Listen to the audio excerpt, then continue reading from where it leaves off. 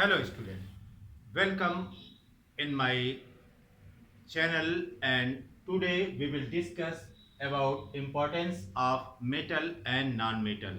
तो अब यहाँ पर धातु और अधातु के महत्व के संबंध में चर्चा करना है। अब आप देखिए कि धातु और अधातु का हमारे जीवन में व्यापक महत्व है, क्योंकि विभिन्न उद्देश्यों के लिए वेरियस उपयोग के लिए इसका इस्तेमाल किया जाता है। तो सबसे पहले हम देखते हैं कि मेटल का या धातु का क्या उपयोग किया जाता है। यहां पर देखिए, धातु का उपयोग आप घरों में घरेलू उपयोग देखते हैं। पहले घरेलू उपयोग, तो जितने भी घरों के बर्तन हैं, यूटेंसिल्स हैं, वो किसी न किसी रूप में एल्युमिनियम के, कॉपर के या आयरन के बने होते हैं। इसी प्रकार से घरों में अलमारी है, बक्से हैं, फ्रिज है, इन सब में भी किसी न किसी रूप में या तो मेटल का इस्तेमाल होता है या तो एलॉय का इस्तेमाल किया जाता है, जो मेटल का ही एक भाग होता है। तो all the utensils used in our homes are made of metal. फिर इसके पश्चात चर्चा करते हैं कि धातु का अगला उपयोग क्या है। आप देखेंगे जितनी भी कंस्ट्रक्शन की प्रक्रिया है या निर्माण की प्रक्रियाएं हैं, वह भवन के निर्माण से संबंधित प्रक्रिया हो अथवा वह किसी ब्रिज के निर्माण के या किसी टनल के निर्माण से या मेट्रो या बड़े बड़े जो प्लाजाज बनते हैं उनके निर्माण में किसी न किसी रूप में लोहे का इस्तेमाल किया जाता है। इनके गर्डर्स बनाने में, इनके पिलर्स बनाने में, इनकी छतों में आरसीसी बनाते समय लोहे का व्यापक इस्तेमाल किया जाता है। इसी प्रकार से आप देख रहे हैं कि 4 लेन 6 लेन ये सड़कें बन रही हैं, इन सड़कों में भी अधिक मात्रा में इनका इस्तेमाल किया जाता है। फिर देखिए, परिवहन के जो साधन हैं, परिवहन के साधन का मतलब है कि जो ट्रांसपोर्ट मीन्स हैं, जिनका इस्तेमाल हम एक स्थान से दूसरे स्थान पर जाने के लिए करते हैं, वह भी किसी न किसी रूप में मेटल्स के बने होते हैं। चाहे वह 2 पहिया वाहन हो, 4 पहिया वाहन हो, वह ट्रक हो, बस हो, मेट्रो हो या रेलगाड़ियां हो, इन सभी का निर्माण किसी न किसी रूप में मेटल से होता है। फिर अगली बात आती है कि जो उद्योग हैं, इंडस्ट्रीज हैं, इन इंडस्ट्रीज में जो मशीनें होती हैं, इस मशीनरी का भी निर्माण किसी न किसी रूप में यह धातुओं से होता है। तो मशीनरी हो या उसके कल पुर्जे हो, वह किसी न किसी रूप में मेटल से या उसके एलॉय से बने होते हैं। इसी प्रकार से सिक्के का निर्माण, सिक्के का निर्माण किसी राष्ट्र में मुद्रा वह 2 रूपों में होती है। एक तो कागजी मुद्रा होती है, दूसरा धातु मुद्रा होती है। तो धातु मुद्रा या सिक्के बनाने में इनका उपयोग किया जाता है। 1 रुपया, 2 रुपया, 5 रुपया, 10 रुपये या 20 रुपए के सिक्के बनाने में इनका उपयोग किया जाता है। इसी प्रकार से धातु का इस्तेमाल आभूषण के रूप में या ज्वेलरी के रूप में किया जाता है। आप जानते हैं कि सोना है, चांदी है या प्लेटिनम है, इन तीनों का व्यापक रूप से इस्तेमाल किया जाता है, क्योंकि इनमें अपनी एक विशेष प्रकार की चमक होती है और वह चमक समय के साथ समाप्त नहीं होती है, जिसके कारण आभूषण में इसका इस्तेमाल किया जाता है। इसी प्रकार से किसी कंट्री के डिफेंस में राष्ट्र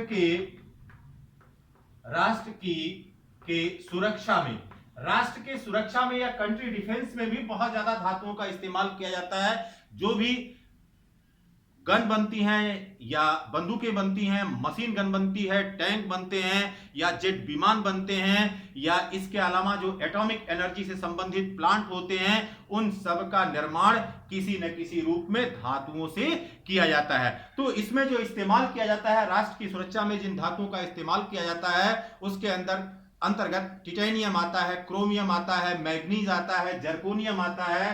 तो यह टिटेनियम, जर्कोनियम, क्रोमियम, मैग्नीज, इन सब का इस्तेमाल राष्ट्र की सुरक्षा में किया जाता है। और आपको बताया कि परमाणु ऊर्जा में, अंतरिक्ष विज्ञान में, वैज्ञानिक अनुसंधान में अथवा जेट इंजन बनाने में इन सब का इस्तेमाल किया जाता है। फिर अब बात करते हैं कि यहां पर जो अधातुएं हैं, उन अधातुओं का हमारे जीवन में या दैनिक जीवन में क्या महत्व है। अब ये देखिए, अधातुओं की संख्या अधातु की संख्या यह कम है, अप्रोक्सीमेटली 22 है या 22 है, केवल 22 अधातुएं हैं, लेकिन यह संख्या कम होने के बावजूद भी बिना इनके हमारा जीवन वह उपयोगी नहीं रह जाएगा या जीवन में इसका व्यापक उपयोग है। तो सबसे पहले हम देखते हैं कार्बन। कार्बन जिसका कि प्रतीक सी है, आप जानते हैं कि कार्बन वह चाहे वह मृत जीव हो या सजीव है, दोनों में यह किसी न किसी रूप में पाया जाता है। तो सभी जीवों के निर्माण में इसकी महत्वपूर्ण भूमिका होती है। इसी प्रकार से कार्बन हमारे ग्रोथ के लिए तथा डेवलपमेंट के लिए आवश्यक होता है।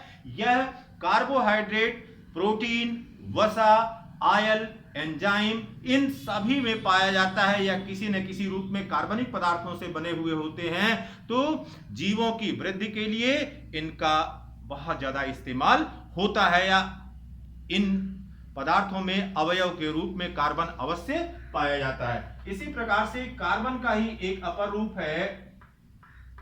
रूप है यह है ग्रेफाइट।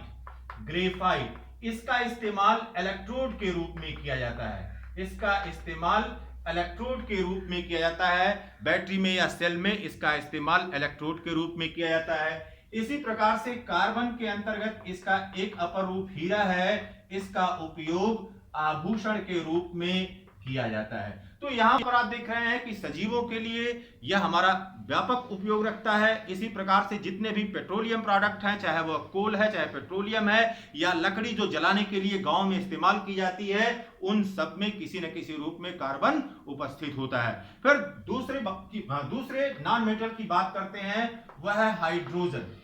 हाइड्रोजन, अब ये देखिए कि जहां पर भी जिन कार्बनिक पदार्थों में कार्बन उपस्थित होता है वहां पर लगभग हाइड्रोजन उपस्थित होता है। तो यह सभी कार्बनिक जितने भी कार्बनिक कंपाउंड होते हैं, उन सभी कार्बनिक कंपाउंड का एक आवश्यक अवयव होता है। यह कार्बोहाइड्रेट, फैट, विटामिन, वसा इन सब में किसी न किसी रूप में पाया जाता है। अब कर देखिए इसका उपयोग सबसे ज्यादा हाइड्रोजनीकरण की प्रक्रिया में। हाइड्रोजनीकरण की प्रक्रिया क्या है? यह वनस्पति तेल से यह घी प्राप्त करने की प्रक्रिया है और इस घी को वनस्पति घी कहते हैं। तो यहां पर वनस्पति तेल से जब घी प्राप्त किया जाता है तो इसका हाइड्रोजनीकरण किया जाता है। इसी प्रकार से इस हाइड्रोजन का उपयोग अमोनिया बनाने में या NH3 बनाने में किया जाता है। फिर देखिए अमोनिया अगर बन जाती है तो अमोनिया के बनने के पश्चात उस अमोनिया का निर्माण, उस अमोनिया का उपयोग कहां पर किया जाता है? इसका उपयोग किया जाता है उर्वरकों को बनाने में या फर्टिलाइजर्स को बनाने में। तो ये कार्बन और हाइड्रोजन हमारे जीवन के लिए अत्यंत उपयोगी होते हैं। इसके साथ ही साथ हम देखते हैं कि ऑक्सीजन, अब ये देखिए बेटा, ऑक्सीजन आप जानते हैं हमारे जीवन के लिए अति आवश्यक है। यह जीवों में उनके अस्तित्व के लिए अति आवश्यक है। अगर ऑक्सीजन मिलना बंद हो जाए तो कोई भी व्यक्ति जीवित नहीं रह सकता। तो यह ब्रीदिंग के समय कोई भी जीवित प्राणी अपने अंदर लेता है और वह उसकी कोशिकाओं तक पहुंच जाता है। इसी प्रकार से जो दहन की प्रक्रिया होती है, कंबस्शन की प्रक्रिया होती है, लकड़ी जलने की, एलपीजी जलने की या किसी गैस के जलने की या किसी पेट्रोलियम प्रोडक्ट के जलने की जो प्रक्रिया होती है, वह ऑक्सीजन की उपस्थिति में ही होती है। अगर ऑक्सीजन उपस्थित न हो तो जलने की प्रक्रिया नहीं होगी। और पृथ्वी के भूपर पट्टी में या अर्थ क्रस्ट में, भूपर पट्टी में यह लगभग 50% पाया जाता है ऑक्सीजन, और पृथ्वी के भूपर पट्टी में जो सिलिकॉन होता है यह लगभग 26% होता है। तो इसके पश्चात अब हम चलते हैं, देखते हैं कि और कौन से ऐसे अधातु हैं जो हमारे जीवन के लिए उपयोगी हैं। अब यहां पर अगला अधातु है नाइट्रोजन। अब ये देखिए बेटा, नाइट्रोजन सभी लोग जानते हैं कि पृथ्वी के वातावरण में लगभग 78% या 78% पाया जाता है। तो ये जो 78% है यह बहुत अधिक है। तो ये करता क्या है? यह slow the rate of combustion.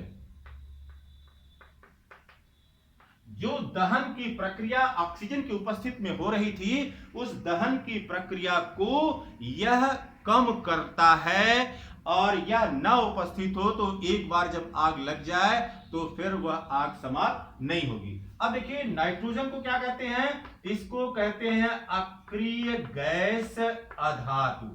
अक्रिय gas अधातु या इनर्ट गैस नॉन मेटल। तो इनर्ट गैस नॉन मेटल क्यों कहते हैं? जब नाइट्रोजन की, देखिए नाइट्रोजन के दो परमाणु जब आपस में जुड़ते हैं तो यह एक दूसरे से ट्रिपल बॉन्ड से जुड़ते हैं या त्रिबंध के द्वारा जुड़ते हैं। अब अक्रिय गैस क्या होती है? अक्रिय गैस उसे कहते हैं जिसका इलेक्ट्रॉनिक विन्यास NS2 Np6 होता है। ये देखिए इलेक्ट्रॉनिक विन्यास जो है अक्रिय गैस का होगा, इनर्ट गैस का, जिसमें हीलियम है, नियान है, carbon, helium, नियान, argon, krypton, जेनान, radon, ये सब हैं, और उनका जो इलेक्ट्रॉनिक विन्यास होगा वह NS2 Np6 होगा। लेकिन यहां पर हम देखते हैं कि इसका इलेक्ट्रॉनिक विन्यास NS2 और Np5 हमको मिलता है। तो ये इलेक्ट्रॉनिक विन्यास मिलने के पश्चात भी इसको हम अक्रिय गैस कहते हैं या इनर्ट गैस कहते हैं। उसके पीछे कारण यह है कि इसका ट्रिपल बॉन्ड जो बनता है, इसको ब्रेक करने के लिए बहुत अधिक आयोनाइजेशन एनर्जी की या आयनन ऊर्जा की आवश्यकता होती है, तभी यह बंध टूट पाता है। इसके इस गुण का उपयोग वस्तुओं के संरक्षण में या प्रिजर्वेशन में किया जाता है। जितने डिब्बा बंद खाद्य पदार्थ होते हैं, उन डिब्बा बंद खाद्य पदार्थों को संरक्षित करने के लिए नाइट्रोजन गैस का इस्तेमाल किया जाता है। और आप कभी भी जो है चिप्स या कुरकुरे इन सब का पैकेट खरीदते होंगे तो उसके अंदर देखते होंगे कि गैस भरी रहती है, वह गैस यही नाइट्रोजन गैस होती है। इस नाइट्रोजन गैस के कारण ही वह वस्तु जो इसके अंदर रखी गई है एक निश्चित समय तक बड़े आसानी से संरक्षित रहती है। फिर देखिए ना, इस नाइट्रोजन का इस्तेमाल कहां पर करते हैं? नाइट्रोजन का इस्तेमाल फिर अमोनिया बनाने में करते हैं। अब अमोनिया बनने की जो प्रक्रिया है वह एक स्पेशल कंडीशन की प्रक्रिया है कि वहां पर टेम्परेचर कितना होना चाहिए, वहां पर प्रेशर कितना होना चाहिए। तो यह स्पेशल कंडीशन में अमोनिया का निर्माण करता है। इसी प्रकार से नाइट्रोजन का उपयोग विस्फोटक के रूप में इसका यह है TNT, इसको कहते हैं ट्राई नाइट्रोटोल्यूइन, इसको 2,4,6 ट्राई नाइट्रोटोल्यूइन भी कहते हैं। तो ये TNT के रूप में इसका इस्तेमाल किया जाता है। फिर इसी प्रकार से